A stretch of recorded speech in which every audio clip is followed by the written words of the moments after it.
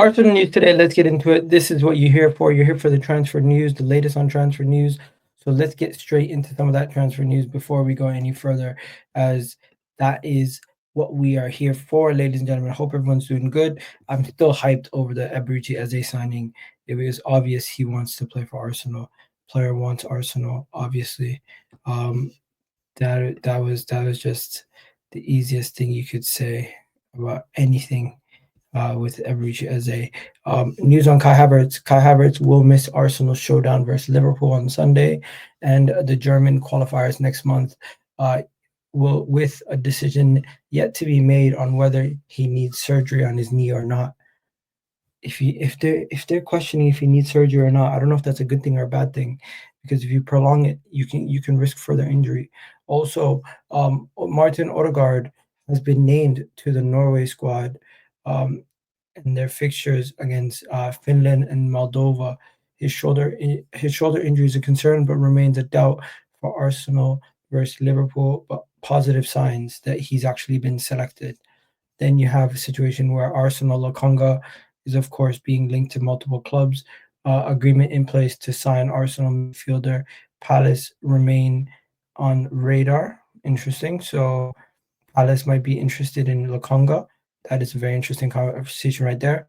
Now there is the main rumor, which is Porto are now looking to get Kiwior, as Porto hope to finalize the deal for Kiwior in the next 24 hours. Kiwior could fly as early as this evening to get the loan in excess of 25 million obligation to buy the player, and that's why Arsenal is in talks with Leverkusen over the signing of Piero Hincapie, and who could keep on that. So we'll see what happens. Hincapie is going to potentially come in for Kiwior. Kiwior is most likely going to leave. You got people already wishing Kiwior best of luck. Kiwior did do well for us back in the last season in the hunt for the Champions League, and he did do well in that leg versus thing. It is a loan with an obligation to buy, not a loan with an option to buy. So once he goes out on loan, they're pretty much going to be guaranteeing giving us the money that we've asked for. On the other hand, Hincapie seems to be Arsenal's number one choice as the replacement for Kiwior. So Kiwior is out the door, and Hincapie is coming in to be a left back. And this now allows Timber to basically be a solidified right back only. He doesn't have to play both left back and right back.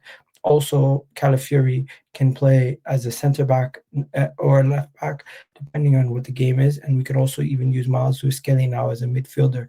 It gives Arsenal so much more flexibility having another top player coming into the team. And if anybody watches Leverkusen knows how good he is as a crosser out wide and how good he is as a defender overall. So yeah, Arsenal had a bunch of offers for Kiwior, and of course, this was the one he wanted. So we gave him the green light, let him go where he wants to go, even though Arsenal had multiple offers. Multiple clubs were after him, and Porto were just the one that he was pushing to join. So Kiwior will be joining Porto. Kiwior will be joining them on loan, and it will be a mandatory option to buy. The deal is structured in a significant loan fee, and of course, the total region of the deal is going to be 26 million. And yeah, the green light could be seen very soon. 26 million euros for Kiwior. It's not really that much of a return on the investment that we made, but it's something. The interesting thing is, not only are we getting linked to left backs, we're now getting linked to another guy, the Girona guy, Martínez, and apparently Arsenal made an offer of 10 million for this guy too, and he's a right back. So I'm confused. We're getting a left back and we're getting another right back. We already have currently, if you remove Kiwior, we still have 7 defenders. What are we doing? Is it necessary? Is it really? Sorry, even with Kiwior leaving, we currently still have 9 defenders. Is it necessary to have almost 3 of every position? Maybe it's excess, or maybe it's just because Timber and Ben White have gotten injured a lot lately. Arsenal's covering their ass as much as possible, but I don't know enough about Martínez.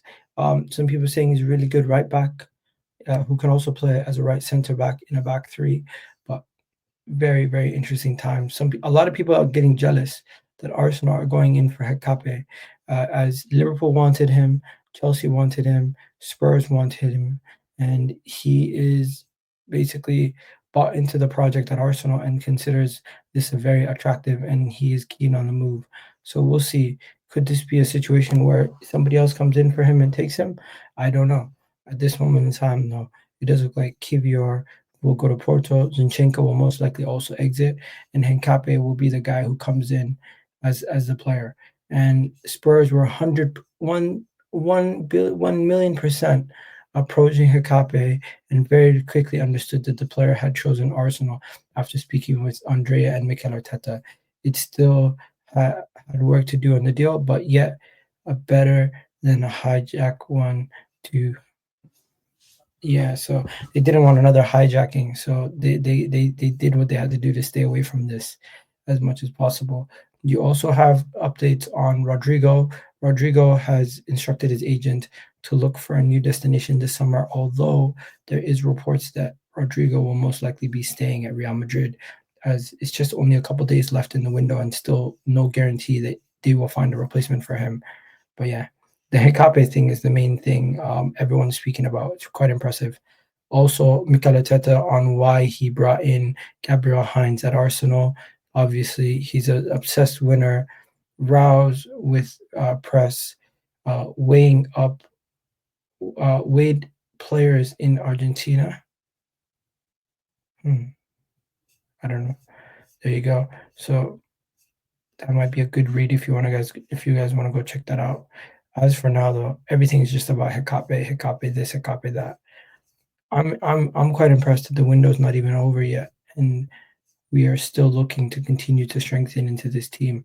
I thought at a certain point we would have stopped and we would have said, you know what, we've done enough business, but fair enough. And the funniest part of it all is Tottenham were interested in him just an hour before David Ornstein broke the news that we were serious about him. Very, very funny, to say the least. But hey, that's enough for today, ladies and gentlemen. I'm not gonna lie to you guys.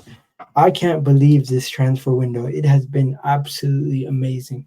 Now, we got a big game versus Liverpool coming up. I'm gonna bring Hussam on to have a stream where we can have a conversation, me, Hussam, and you guys. And in the meanwhile, all I have to say is, what more should Arsenal do this window besides player sales? I think the window is almost perfect. Almost perfect. I'm giving it a 9 out of 10. There's nothing else I can say. But yeah, let me know what you guys think in the comment section. I'm out of here, people. Catch you guys in the next video. Love for the love. And hey, leave a comment down below and let me know what you guys think about the Hincapie guy. If you guys have watched him. I'm out of here, people. Peace.